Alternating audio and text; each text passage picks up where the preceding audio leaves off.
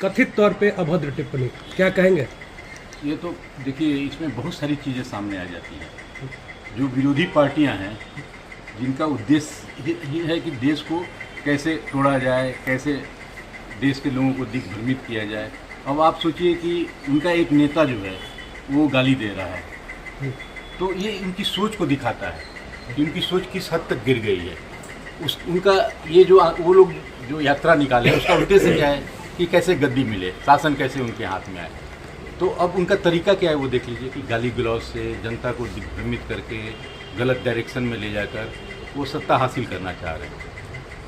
आज अभी तक उन्होंने कोई भी ऐसा पॉजिटिव स्टेप सामने नहीं लाया है सरकार के सामने, ये जनता के सामने, कि हम ये करने जाएंगे, ये करेंगे, इससे जनता का भला होगा। केवल इस बात पे लगे हैं कि इनको कैसे गिराया जाए, जनता को कैसे वर्ग में, समुदाय में, जात पात में, सांप्रदायिक स्तर पर बांटा जाए। सर, वोटर अधिकार यात्रा जो उन्होंने निकाली है और उनका ये कहना है कि उस यात्रा में जो गड़बड़ियाँ उजागर हुई हैं उससे आप लोग बौखला गए हैं, और बौखलाहट में मुद्दा तो कोई आपके पास रहा नहीं, तो आप बस ये माँ की गाली वाला लेके ये हो गए। क्या लगता है आपको? उनके पास कोई मुद्दा नहीं है, आप बोल रहे हैं। आपके पास मुद्दा नहीं है ना? उनके पास तो मुद्दा है ना कि आपने वोट चोरी कर लिया। उनका कहना है कि आपने अच्छा, ठीक है, वोट चोरी की बात जो कर रहे हैं, तो आप पहले जब इनका शासन था उसको याद कीजिए। जब यहाँ पर बिहार में भी जब अंधकार युग था, जब लालू जी की सरकार थी, उस समय वोट की चोरी ही नहीं होती थी, बैलेट बॉक्स की चोरी हो जाती थी। पहले क्या होता था कि पहले जो बूथ थे ना, जहाँ वोटिंग होता था, उसको कैप्चर करते थे, गुंडागर्दी करके, दादागिरी करके, मतलब उन्हीं के रास्ते कदम पे अभी चल दिए। नहीं, मैं दूसरी बात उसके बाद इन लोगों ने एक शॉर्टकट स्ट्रेटेजी बनाया, जैसे हम लोग को ख्याल है अपनी यंग एज में ही कि जब बूथ कैप्चरिंग और ये सब मुश्किल होने लगा, तो इन लोगों ने क्या किया कि बैलेट बॉक्स जहाँ रखे जाते थे ना, उसी को कैप्चर कर लो, बैलेट बॉक्स में ही हेराफेरी कर लो। तो ये इतने प्रोग्रेसिव थे उस मामले में, निगेटिव साइड से। अभी जो सरकार ने जो पहल की है, जो SIR जो स्कीम आया है, तो उसमें क्या है, उसमें मेन है कि जिन लोगों का नाम, जो लोग दूसरी जगह चले गए हैं जी, तो स्वाभाविक है कि वहाँ रजिस्टर्ड हो गए होंगे, नहीं होंगे तो इनका नाम यहाँ रहेगा, और वहाँ अगर दूसरी जगह उनका नाम चला गया तो यहाँ से नाम कट जाएगा। जो घुसपैठी हैं, बांग्लादेशी हैं, अब उसका नाम हटाया जाए, अगर गलती से आ भी गया है, या जो यहाँ के वासी नहीं है उनका नाम हटाया जाए। अब वो क्या चाह रहे हैं कि जिसका भी नाम गलत या सही तरीके से आ गया उनका नाम रखा जाए। विरोधी पार्टियों का यही उद्देश्य है। हमारा उद्देश्य है कि जो नाम गलत ढंग से चढ़ गए हैं किसी कारणवश, उनको हटाया जाए। और तीसरा है कि जो जिनकी मृत्यु हो गई है, जो अभी एग्जिस्ट नहीं कर रहे, उनका नाम हटाया जाए। इसमें क्या खराबी है आप बताइए? लेकिन और दूसरी बात, इसके साथ एक और बात कि अगर मान लिया कि भूल चूक से किसी का नाम कट गया, जो आदमी है, जो वोटर है, उसका नाम कट गया, तो उसी के लिए तो ये सब किया जा रहा है। चुनाव से ठीक पहले ही आप लोगों को कैसे याद आया, जबकि आपकी सरकार तो चुनाव तो सालों भर चलता रहता है, हमें कहीं ना कहीं होता पहले ही रहता है। बिहार में करा दिया रहता जब चुनाव नहीं था।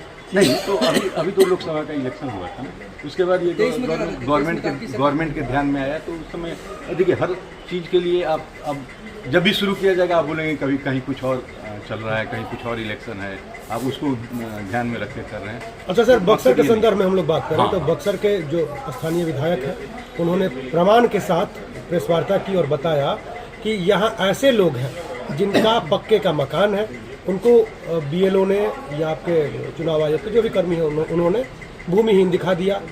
खंडहर है जहाँ, उसमें आप लोग 80 आदमी के रहने की बात करते हैं। तो आपको नहीं लगता है कि व्यापक तौर पर गड़बड़ी हुई है जो सुधार होनी चाहिए? ये सब मामले जो है ना, वो हमारे सीनियर लीडर्स, मैं तो एक कार्यकर्ता हूँ, तो आप ये मेरे से पूछ रहे हैं कार्यकर्ता से, तो मैं इसका जवाब देने में सक्षम हूँ, लेकिन इसका जवाब हमारे बड़े जो नेता हैं, मंत्री हैं, उन लोगों ने दिया है।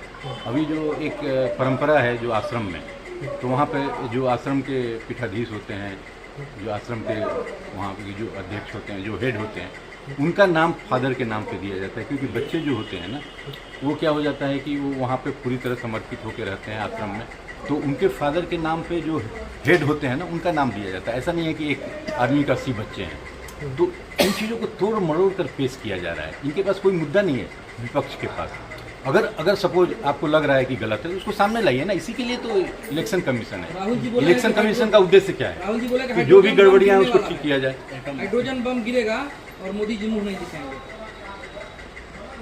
अभी इस पर क्या जवाब दूँ मैं? दीजिए। अरे इसमें क्या जवाब, उनको कुछ भी बोलेंगे कौन बम गिरेगा ये गिरेगा, उनके पास कुछ मुद्दा ही नहीं है। कुछ कंस्ट्रक्टिव काम करें, देश को कैसे आगे बढ़ाना है, समाज को कैसे आगे बढ़ाना है, समाज में कुछ कमियां हैं अभी भी, ऐसा थोड़ी। तो सर आपको लगता है कि समाज की कमियां, देश को आगे बढ़ाने का ये जो आपने बात कही, ये सब मुद्दे हो सकते हैं? बिल्कुल होंगे, क्यों नहीं होंगे। तो फिर माँ की गाली मुद्दा क्यों? आज देखिए ऐसा नहीं है, आज जो एनडीए सरकार है यहाँ पे, मोदी जी के नेतृत्व की जो सरकार है वो क्या कर रही है, सारे विकास के कामों को लेकर आगे बढ़ रही है।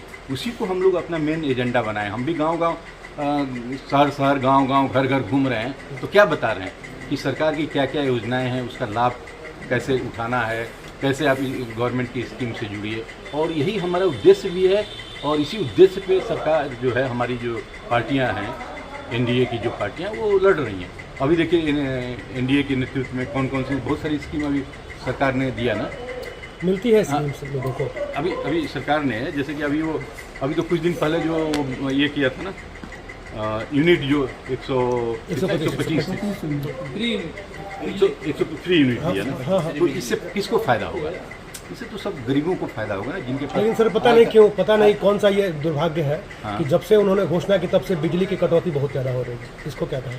ये तो कुछ लोकल गड़बड़ियां हैं यहाँ से लेके पटना तक, राजधानी तक के पूरे राज्य में, पूरे राज्य में और जो वृद्ध हैं, दिव्यांग हैं और विधवाएं हैं, उनके लिए भी जो मासिक भत्ता जो दिया जाता है वो बढ़ाया गया ना अभी सरकार के द्वारा।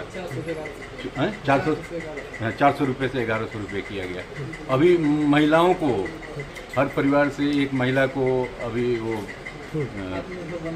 हाँ जो दिया जा रहा है वो अलॉट किया गया अभी सरकार के द्वारा। उसका जो अमाउंट चुनाव से पहले ही आप लोग को कैसे आ गया? ये लॉलीपॉप दे रहे हैं क्या जनता को आप लोग? इसके पहले भी